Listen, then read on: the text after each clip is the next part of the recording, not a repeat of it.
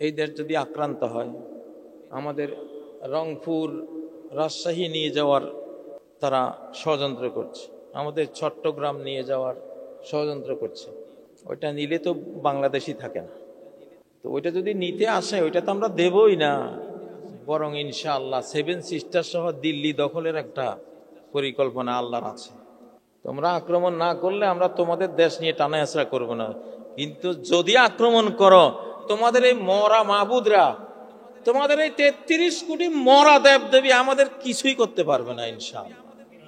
আর আমাদের চিরঞ্জীব মাহবুদ তিনি ঘোষণা করে রেখেছেন ইনশাআল্লাহ, তাতুনা বিমুলুকিল হিন্দ বিসসালাসিল ওয়াল আগলাল, ভারতের রাজা মন্ত্রীদেরকে হাতে শিকল পরিয়ে, ঘাড়ে জিঞ্জির পরিয়ে অ্যারেস্ট করে নিয়ে যাবে তুমি। আল্লাহ নিবে, কে নিবে? আল্লাহ নেওয়াবে। এই শক্তি আল্লাহর আছে না নাই? বাংলাদেশ থেকে ভারতকে আল্লাহ বিতাড়িত করেছেন আবাবিল দিয়া, মানুষ আবাবিল দিয়া, পোলাপান, 4 বছরের বাচ্চা, 10 বছরের বাচ্চা, 15-16 বছরের বাচ্চা, 20-25 বছর, এগুলি আবাবিল না? ছোট ছোট পাখি দিয়া আব্রাহা বাহিনীকে যেমন ধ্বংস করেছেন, 5ই আগস্ট এটাই হয়েছে, কল্পনার বাইরে হয়েছে না? কে করেছেন? অলৌকিক ভাবে আল্লাহ করেছেন। এই বাংলাদেশে 4 দিক শত্রু, কিন্তু আকাশের দিক খোলা। আকাশের দিকটা ভয়ঙ্কর দেশ, কিন্তু আসমানের দিক খোলা। মানে কি? আল্লাহ নিজে এটা রক্ষণাবেক্ষণ করতেছেন ইনশাআল্লাহ। ওয়ান্তুমুল আ'লাউনা ইন কুনতুম মুমিনিন, তোমরা সবার ঊর্ধ্বে থাকবা যদি ভেতরে ঈমান থাকে, যদি ভেতরে ঈমান থাকে। এখন সারা পৃথিবী আবার মুসলিম সাম্রাজ্যে পরিণত হবে, আমেরিকা মুসলিম সাম্রাজ্যে পরিণত হবে যদি আমেরিকা মহাদেশটা থাকে। আর যদি আল্লাহ নিয়ে যায় সেটা তো গেল। ইউরোপ মহাদেশ শুরু হয়েছে, ঘন্টায় 75,000 থেকে 1 লক্ষ লোক, তাদের খ্রিস্টানরা মুসলমান হয় 24 ঘন্টা, 24 ঘন্টা প্রায় 1 লক্ষ লোক ইসলাম কবুল করে। ইসলামের সত্যতা বুঝে সবাই ইসলামের দিকে আসবে ইনশাআল্লাহ। তো আল্লাহর কোরআনে আল্লাহ একটা মূল নীতি দিয়েছেন, যারা অবিশ্বাসী, যারা সৃষ্টিকর্তাকে মানে না, যারা এই মহাবিশ্বের নিয়ম কানুন মানে না, কোরআনের আইন কানুন মানে না, তাদের সাথে তোমরা কঠিন কথা বলবা, শক্ত কথা বলবা, তাদের ব্যাপারে কঠিন হবা, শক্ত হবা। শক্ত হলে তারা হেদায়েত পাইতে পারে, তুমি নরম হলে ওরা হেদায়েত পাবে না, দমনও হবে না, বরং তোমাকে দমন করে ফেলবে। আশিদ্দাউ আলাল কুফফার, কাফের বেঈমানের উপরে মুহাম্মদ আর মুহাম্মাদের সাথী যারা কিয়ামত পর্যন্ত, আল্লাযীনা মাহু, যারা মুহাম্মাদের সাথে আছে, মুহাম্মদ সাল্লাল্লাহু আলাইহি ওয়াসাল্লামের সাথে আছে, এটা তাফসীর হলো শুধু সাহাবী না, কিয়ামত পর্যন্ত যারা নবীর ফলোয়ার, কিয়ামত পর্যন্ত যারা নবীর উম্মত, এদের একটা প্রধান গুণ হবে বেঈমানের ব্যাপারে এরা অত্যন্ত কঠোর। জি হুজুর, জি হুজুর করলে বেঈমান বলবে ধর এটারে, ঠিক না? বাংলাদেশকে এই ভারতের সামনে কয় যে ভারত হলো স্বামী, বাংলাদেশ বলে স্ত্রী। আস্তাগফিরুল্লাহ, কত বড় হারামখুরির কথা। আস্তাগফিরুল্লাহ, লা হাওলা ওয়ালা কুওয়াতা ইল্লা বিল্লাহ। এই জন্য তো সব দখল করার পায়তারা করে নিয়েছে, দখল করেও ফেলেছিল। আলহামদুলিল্লাহ, সকল গুণগান, হৃদয় নিঃসৃত সকল প্রশংসা, হামদ সানা সেই আল্লাহ তাবারাক ওয়া তাআলার জন্য, সেই রব্বুল আলামিনের জন্য যিনি আমাদেরকে ঈমানের তৌফিক দিয়েছেন, মুসলিম হওয়ার তৌফিক দিয়েছেন, বাংলাদেশ নামক একটি মুসলিম মানচিত্র যিনি আমাদেরকে উপহার দিয়েছেন। চতুর্দিকে শত্রু বেষ্টিত হয়েও আমরা আমাদের স্বাধীনতা, আমাদের অখণ্ডতা, আমাদের নিরাপত্তা নিয়ে আমরা সালাত পড়ছি, আমরা কোরআন পড়ছি, আমরা আমাদের দ্বীন রক্ষা করে, আমাদের ঈমান রক্ষা করে আমরা চলতে পারছি, আলহামদুলিল্লাহ। সম্মানিত মুসল্লিয়ানে কেরাম,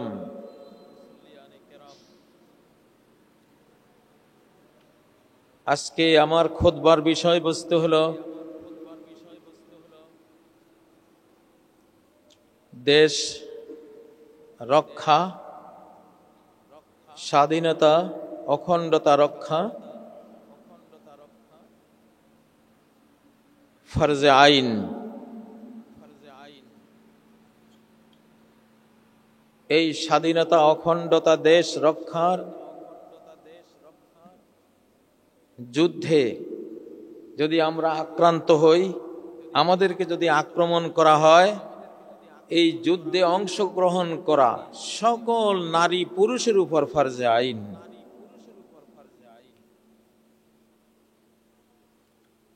এই ফরজে আইন থেকে যে মুখ ফেরাবে সে জাহান্নামী।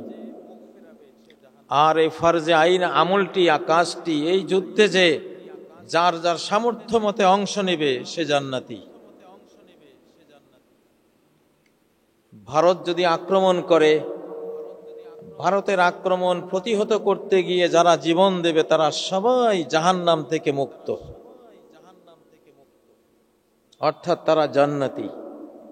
ইসাবাতান মিন উম্মতি আহরাজাহুমুল্লাহু মিনান নার। আমার উম্মতের দুইটি দল আল্লাহ জাহান্নাম থেকে মুক্ত করে দিয়েছেন। ইসাবাতুন তাগজুল হিন্দা, একটি দল যারা হিন্দুস্তানের বিরুদ্ধে লড়াই করবে, অর্থাৎ হিন্দুস্তান যখন আক্রমণ করবে তারা তাদের বিরুদ্ধে যুদ্ধে ঝাঁপিয়ে পড়বে। আমরা হিন্দুস্তান আক্রমণ করতে যাব না, তারাই আক্রমণ করার জন্য আসতেছে, আমরা প্রতিরোধ করব। এই প্রতিরোধ যোদ্ধারা জাহান্নাম থেকে মুক্ত। 1450 বছর আগে আল্লাহ আপনাদেরকে ঘোষণা দিয়ে দিয়েছে জাহান্নাম থেকে মুক্ত মানে কি, সে জান্নাতি। বাংলাদেশীদের জন্য এত বড় অফার, এত বড় অফার আল্লাহ দিয়েছেন। এই অফার কেউ হেলায় অবহেলায় নষ্ট করবেন না, ভিতরে নিয়ত রাখবেন ইনশাআল্লাহ। আমার মায়ের ইজ্জত রক্ষা আমার উপরে ফরজ না নফল? বিদেশি শত্রু আক্রমণ করলে মা বোনের ইজ্জত থাকে? মা বোনের ইজ্জত, স্ত্রীর ইজ্জত, কন্যার ইজ্জত রক্ষা ফরজ না নফল? ফরজে আইন। নিজের জীবন রক্ষা ফরজে আইন না। কাবিল যখন মারতে গিয়েছিল হাবিল জীবন রক্ষা করেনি, এটা ফরজে আইন না। কাবিল জীবন নিয়ে নিয়েছে, কাবিল জাহান্নামে গেছে। কিন্তু একজন নারী আক্রান্ত হলে জীবন দিয়ে সেটা প্রতিহত করা এটা ফরজ। কারণ মা বোনের ইজ্জত হলো আল্লাহর ইজ্জত, হুরুমাতুল্লাহ বলা হয়, হুরুমাতুল্লাহ। ومن يعظم حرمات الله, যে আল্লাহর হুরুমাত, আল্লাহর ইজ্জতের সম্মান দেবে, আল্লাহ তাকে তার বিনিময় দিবেন। এগুলি নতুন মাসালা, এখন নতুন পরিবেশ পরিস্থিতিতে আমরা পড়েছি। অন্যায়ভাবে আমাদের এই মুসলিম মানচিত্রের উপরে আগ্রাসন চালাবার সকল প্রস্তুতি চারদিকে নেওয়া হয়ে গেছে। সেই জন্য এই মশালাটা বলছি। নবীজির মদিনা যখন আক্রান্ত হয়, তিনি নাফিরে আম গণযুদ্ধের ঘোষণা দিয়েছিলেন। সূরা আহজাবের মধ্যে আল্লাহ তাআলা একদল যারা সেই যুদ্ধে যায়নি তাদেরকে দুর্নাম করেছেন। وَيَسْتَأْذِنُ فَرِيقٌ مِّنْهُمُ النَّبِيَّ يَقُولُونَ إِنَّ بُيُوتَنَا عَوْرَةٌ। একদল মদিনার রাষ্ট্র, মদিনার ইজ্জত, মদিনার অখণ্ডতা, মদিনার মায়েদের ইজ্জত রক্ষার যুদ্ধে না গিয়ে তারা নবীজির কাছে এসে বলে, ইয়া রাসূলুল্লাহ, আমাদেরকে যুদ্ধে যাওয়া থেকে মুক্তি দেন, আমাদের ঘরবাড়ি অনিরাপদ হয়ে আছে, আমরা আমাদের বাড়ি রক্ষা করার কাজে ব্যস্ত থাকি, আমরা যুদ্ধে যাব না।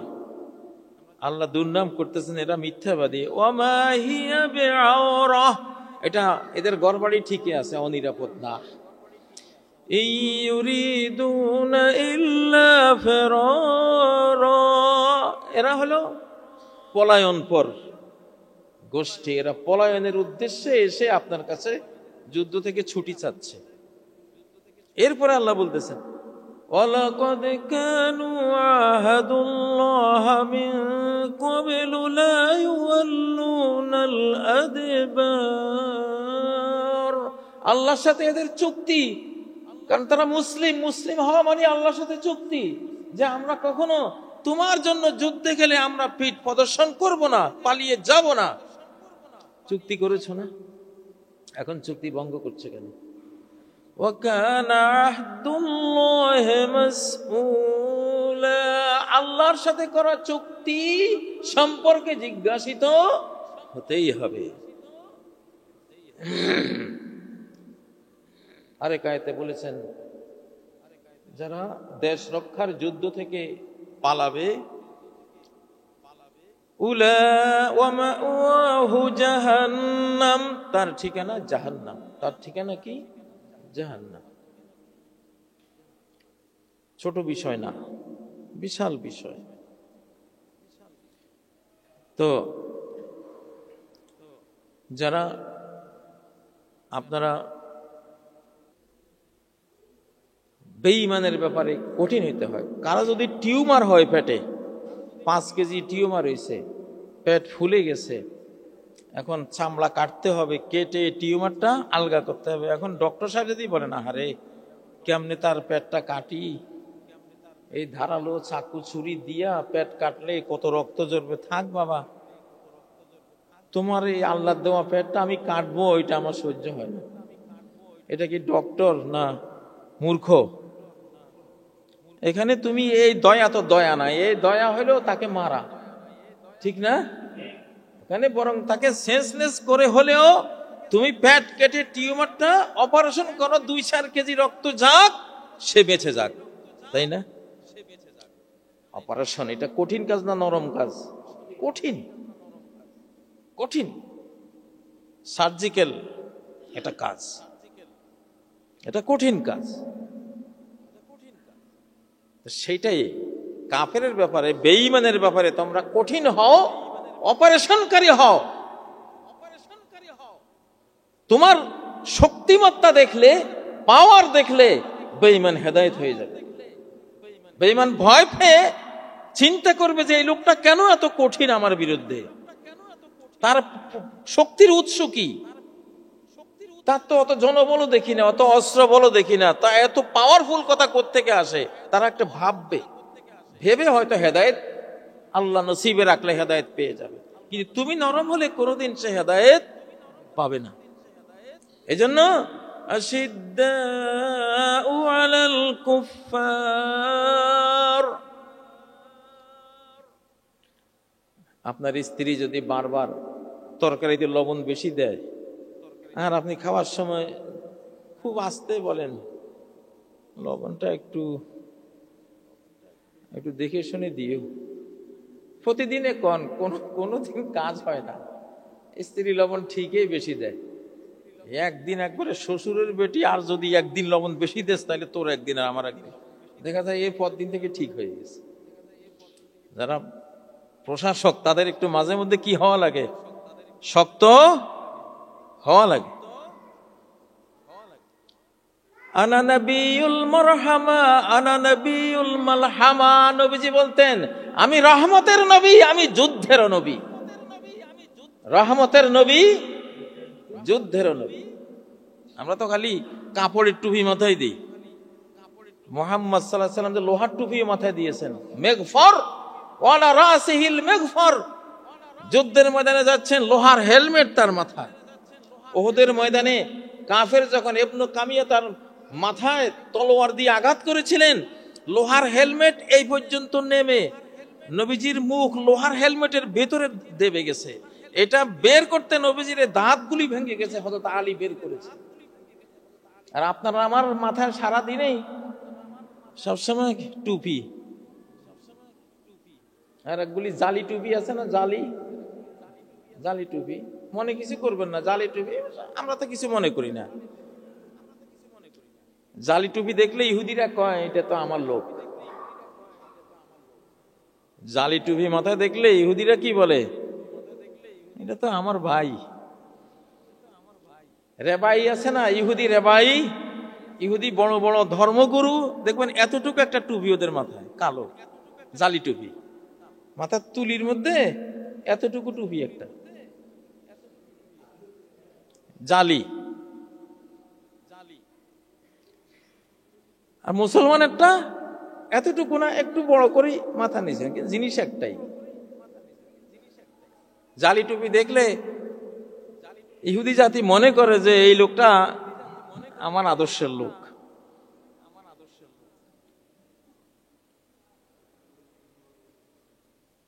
ও ভাইয়েরা, কাপড়ের টুপি, সুতার টুপি মাথায় দিয়ে জীবন কাটালাম।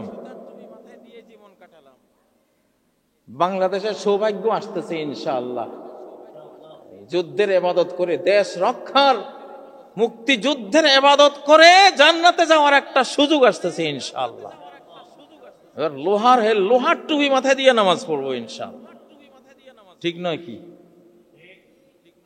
সারা জীবন খালি এই যে কাপড়ের কোট স্যুট পরছি, আর ভালো লাগে না এগুলি।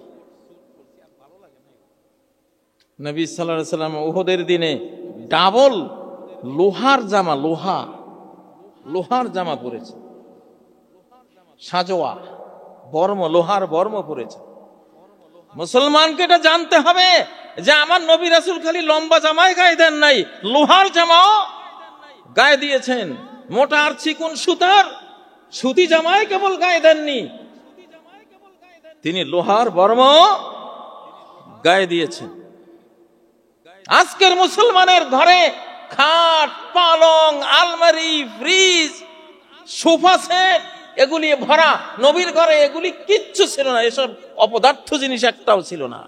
নবীর ঘরে ছিল তলোয়ার ঝোলানো, নবীর ঘরে ছিল তার লোহার বর্ম ঝোলানো, নবীর ঘরে ছিল তার বল্লম ঝুলানো, নবীর ঘরে ছিল তার হেলমেট ঝুলানো, নবীর ঘরে ছিল তার ঢাল ঝুলানো। আছে আপনাদের ঘরে? ডক্টর ইউনূস সাহেব এই জাতিকে ট্রেনিং দেন, সরকারিভাবে সেনাবাহিনীর অধীন এই জাতিকে এসব জিনিস দেন। ইসরায়েল রাষ্ট্র যখন গঠন করে, ইসরায়েলের প্রথম প্রধানমন্ত্রী মুনাসিম বেগিন বলেছেন যে ইসরায়েল রাষ্ট্র বানাবো, একটা মডেল চাই। কি রকম হবে রাষ্ট্রটা? মডেল খুঁজতে খুঁজতে ইহুদি বলতেছে যে আমরা মডেল পেলাম মুহাম্মদের ঘরটা। আল্লাহু আকবার, মডেল পেলাম মুহাম্মদের ঘর, মুহাম্মদ সাল্লাল্লাহু আলাইহি ওয়াসাল্লামের ঘর ইসরায়েল রাষ্ট্রের মডেল। কয় যে এই ঘরে কিছুই নাই, সোফা সেট নাই, একটা খাট পালঙ্ক নাই, বাসন কুসনও নাই, কোন সোনার অলংকার নাই, কাপড় লটকিয়ে রাখার কোনো আলনা নাই, কোনো সাজগোজ নাই, কিন্তু যুদ্ধের অস্ত্র সব 100 সেই যুগের সকল যুদ্ধাস্ত্র নবীর ঘরে আছে। অতএব ইসরায়েল রাষ্ট্র আমরা বানাবো, আর কিছু থাকার না থাক, যত রকমের বোমারু বিমান, পারমাণবিক হাতিয়ার, মিসাইল, আয়রন ডোম যা লাগে সব থাকবে। তাহলে কিসের আমরা নবীর উম্মত হয়েছি? খালি কেবল লাউ খাওয়া সুন্নত আর মিষ্টি মিষ্টি হালুয়া খাওয়া সুন্নত, আর এই যে নরম নরম জামা কাপড় নিয়ে নামাজ পড়া সুন্নত, ওগুলি সুন্নত না? ওগুলি আরো বড় সুন্নত। জিহাদ ফি সাবিলিল্লাহ। এখানে দেশ যদি আক্রান্ত হয় তাহলে আল্লাহর পথে যুদ্ধ করা। দেশ রক্ষা হলো জিহাদ ফি সাবিলিল্লাহ। দেশ রক্ষা এটা জিহাদ ফি সাবিলিল্লাহ। মায়ের ইজ্জত রক্ষা এটা জিহাদ ফি সাবিলিল্লাহ। নিজের বোনের ইজ্জত রক্ষা জিহাদ ফি সাবিলিল্লাহ। স্বাধীনতা রক্ষা জিহাদ ফি সাবিলিল্লাহ। দেশের মানচিত্র রক্ষা, অখণ্ডতা রক্ষা জিহাদ ফি সাবিলিল্লাহ। আল্লাহর অর্ডার, এগুলি হেফাজত করা, রক্ষা করা। তোমার দেশ যদি বেঈমানে দখল করে, এই মসজিদে ঢুকতে পারবা? কইব যে এই মসজিদে তো, এটা তো এক সময় মন্দির ছিল, হুদা সাহেব জুলুম করে হিন্দুদের মন্দিরের উপরে মসজিদ বানাই দিছে। ভারতে কি হচ্ছে দেখেন না?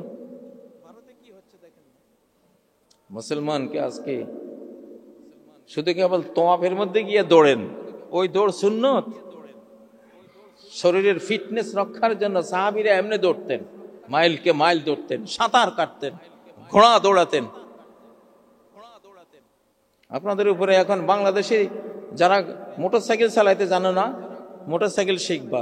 ড্রাইভিং জানো না, ড্রাইভিং শিখবা। ট্রাক চালাইতে জানো না, ট্রাক চালানো শিখবা। আমি জানি, আমি ট্রাকও চালাইতে পারি, চালাইনি আর কি বেশি, একটা দরকার হলে চালাবো ইনশাআল্লাহ।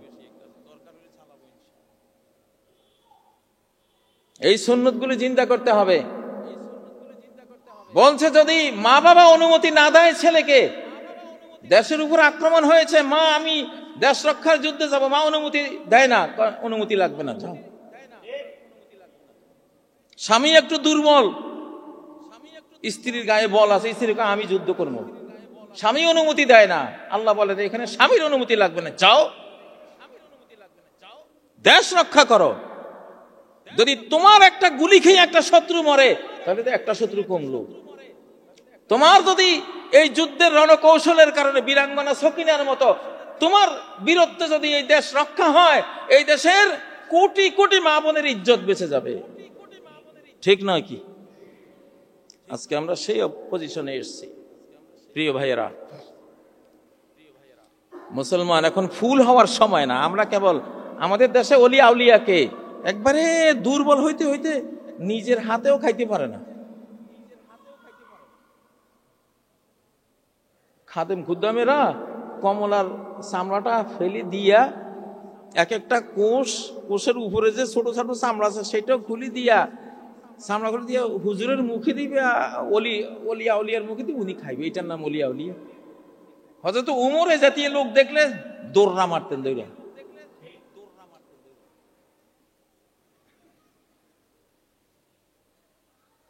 নবীর মাথায় পাগড়ি, লোহার হেলমেট, ঘোড়া দাবড়াচ্ছেন, গাধার উপরে গাধা দাবড়াচ্ছেন, খচ্চরের উপরে খচ্চর চালাচ্ছেন, উটের উপরে উট চালাচ্ছেন, দৌড়াচ্ছেন। বিশ্বের সবচেয়ে বড় যুদ্ধের রণবীর হলেন মুহাম্মদ সাল্লাল্লাহু আলাইহি সাল্লাম।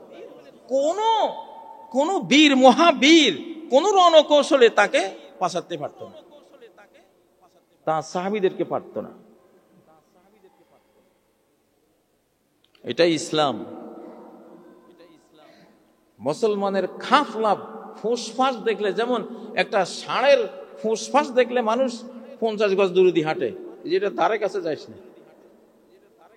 মুসলমানের ফুসফাস লাগে, মুসলমানের সেই সহ্যবীর্য লাগে, না হলে বাঁচবেন না। যাই হোক, সম্মানিত ভাইয়েরা, মুসলমান একজন, বেঈমান 10 জন। মুসলমান একজন, বেঈমান ইয়াকুম মিনকুম 20 সাবিরুন ইয়াগলিবু 200। ও মুসলমান, 20 জন যদি অটল অবিচল ইমানদার হও, 200 বেঈমানকে পরাজিত করবা। 20 জনে 200 জন, একজনের ভাগে কয়জন? 10 জন। একজনের ভাগে 10 জন। আমরা যদি 20 কোটি মুসলমান থাকি, 1-10 হইলে কোয়ান্টিটিতে 20 কোটি, কোয়ালিটি আর গুণে মানে তাহলে কত কোটি? 200 কোটি। আমরা ভয় পাই না, আমরা আল্লাহর নিয়ে যুদ্ধ করি।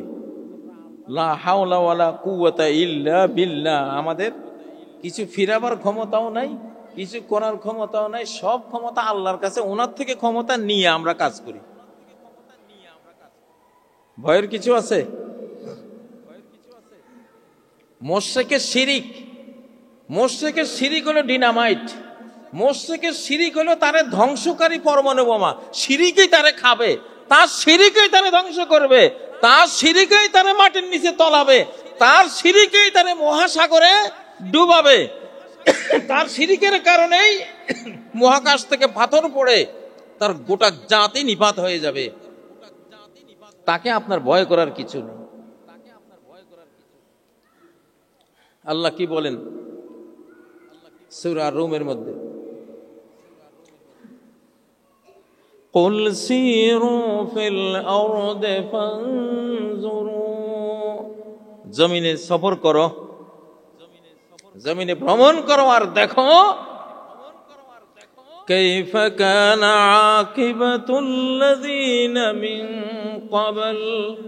আগের যুগের শিরিককারীদের, মূর্তি পূজারীদের পরিণতি কি হয়েছে? লূত আলাইহিস সালামের জাতি সাগর থেকেও 400 মিটার নিচে আল্লাহ তলায় দিয়েছেন। ফেরাউনের জাতি লোহিত সাগরে ডুবিয়ে মেরে দিয়েছেন। ইব্রাহিম আলাইহিস সালামের জাতি মশা বাহিনী দিয়া নিপাত করে দিয়েছেন। হুদ আলাইহিস সালামের জাতি মরুভূমিতে বালুর টর্নেডো, বালুর সাইক্লোন তৈরি করে 80 হাত বালির নিচে দাফন করে দিয়েছে। কিসের কারণে? শিরিকের কারণে। কিসের কারণে? জনসংখ্যা যতই হোক, অস্ত্র যতই হোক, সৈন্যবল যতই হোক, শিরিক যার আছে তার ধ্বংস অনিবার্য। তার শিরিকই তাকে খাবে।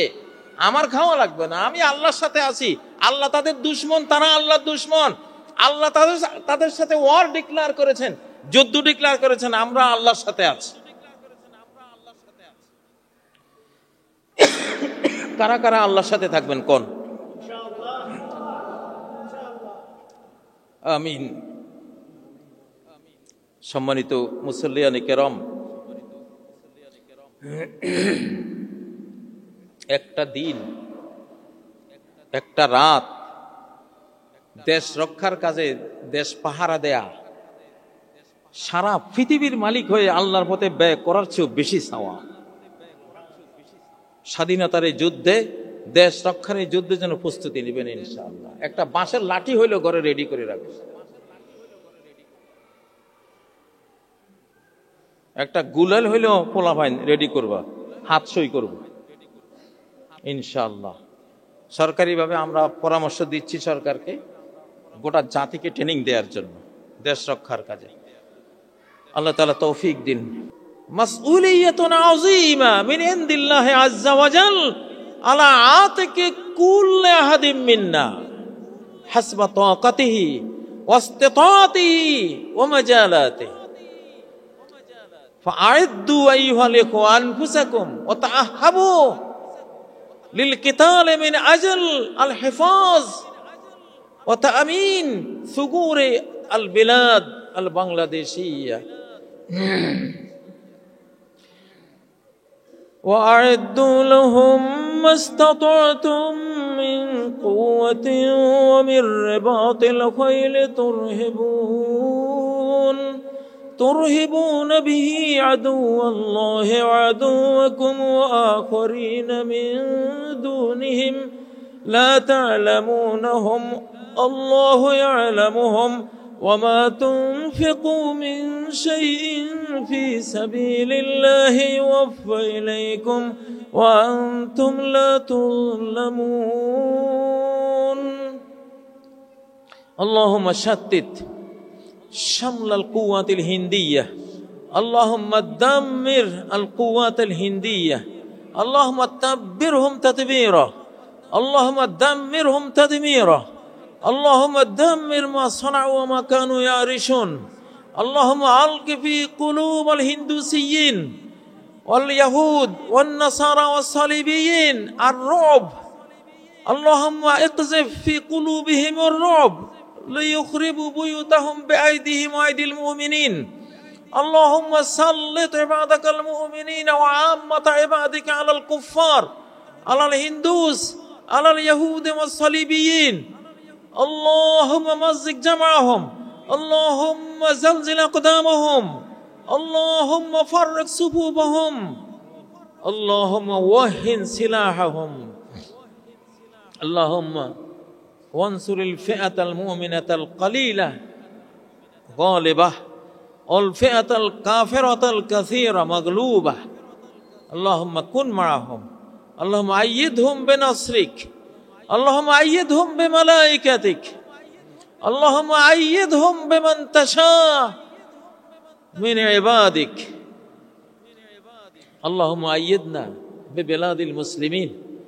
اللهم اجمع جميع بلدان المسلمين في صف بنغلاديش للحفاظ على بنغلاديش.